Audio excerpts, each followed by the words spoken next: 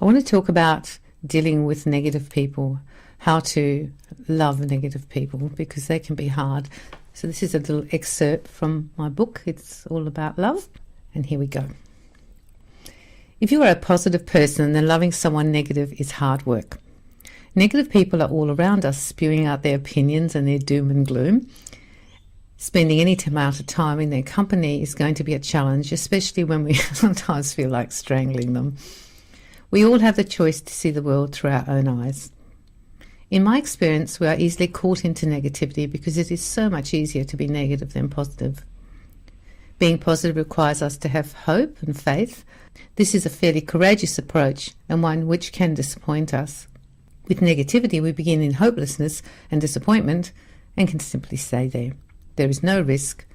Maybe this is why we like it. The attitude of positivity also removes us from a victim mentality, and there is a definite correlation between negativity and victims. Victims are never positive. Dealing with these individuals is quite a skill. We have to support them while at the same time avoid the barrage of negativity. When we are tired or emotionally vulnerable, the effects on us are greater, therefore we need to steer clear of them during this time. We can see them later in the next week, screen their calls and wait until our strength allows us to cope with them. Most people do not protect themselves adequately in these situations. Unfortunately, we can't avoid them forever, and eventually we'll find ourselves trying to counter their negativity. Remember that it is not our negativity. Nothing we say in a positive light will work, so it's often best to be quiet. These souls do not want to be positive, and the more we encourage them to be positive, the more resistance they will have to the idea. To be in their presence and love them means accepting their stance and not being affected by it. Simply let them vent and complain, and do not try to convince them there's any other way to see the situation, because for them, there is only one way, their way. This practice will allow us to relax and let the gloom flow over us. By not engaging, we are saying, "This is crap, this is negative, and this is not how I feel. I am not supporting your view in any manner." Silence is golden, especially with Mr. and Mrs. Negativity. Negative people want to spew. Like victims, they do not seek solutions or other points of view. They only want to complain and blame as many other people as possible. Negativity is a form of not choosing power and not taking responsibility for making our lives better. Sitting on the pity pot is all they wish to do. As well as not presenting positive solutions, we have to limit our exposure to them to protect ourselves.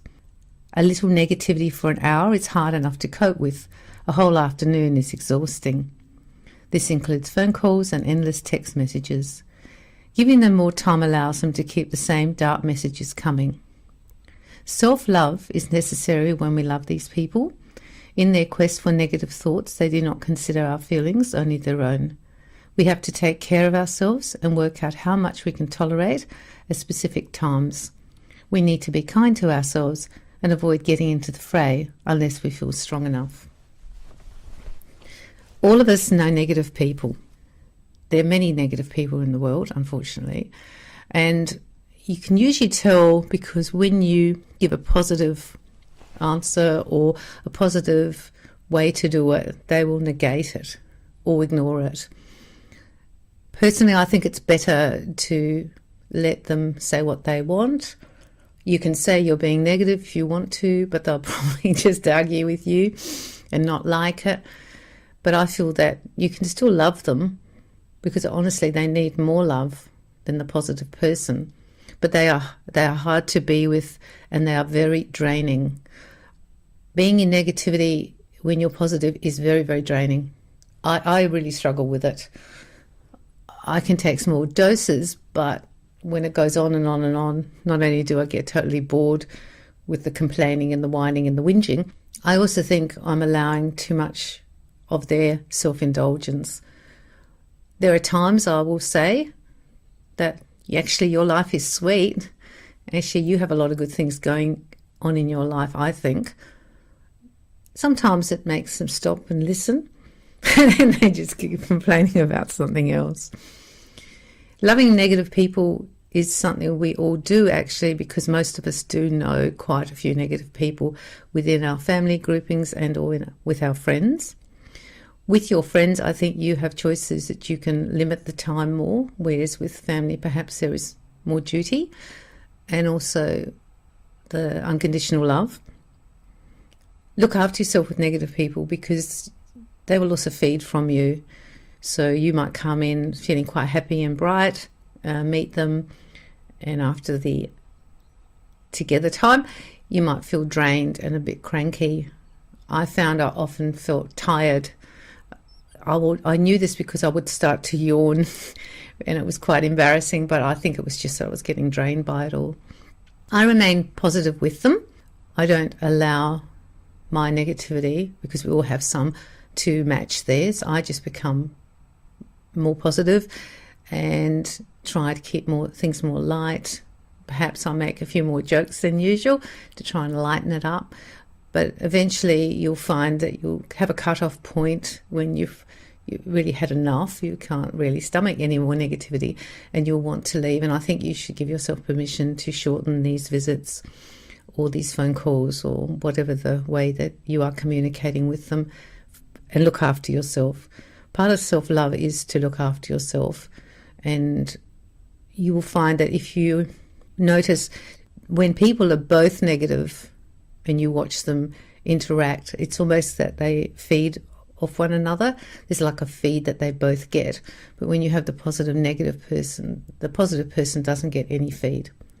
Perhaps the negative person does, but the positive person will be drained. There's also a static, kind of stagnant part of being negative. It's like being stuck and not moving ahead. And also it can be a type of sabotage, because when you are negative, you don't see that anything will work. So before you even start, you sabotage it. It has a hopelessness to it, I feel, which people use to protect themselves from taking risks and being hurt.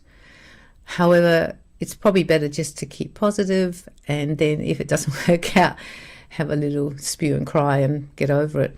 At least you were positive for X amount of time and only had a little bit of upset, whereas the other way, you're just negative the whole time. I think too, you don't draw to yourself more positivity, more positive people, more positive outcomes. You don't manifest positivity around you because your focus is on the negative, so you tend to draw negative toward you. There are people who are in very negative situations who remain positive, and others who are in very positive situations who remain negative. Once you start to see it, you'll find that you can love them unconditionally and handle them. However, if you are not aware of people's negativity, you will tend to get suckered into it and start to try and fix up their life and how to do it, and you could do this and that.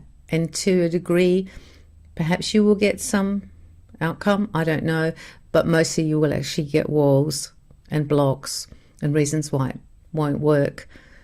Negative people tend to want sympathy and attention. They don't really want solutions, and they definitely don't want, sunshine and light. They find that kind of annoying.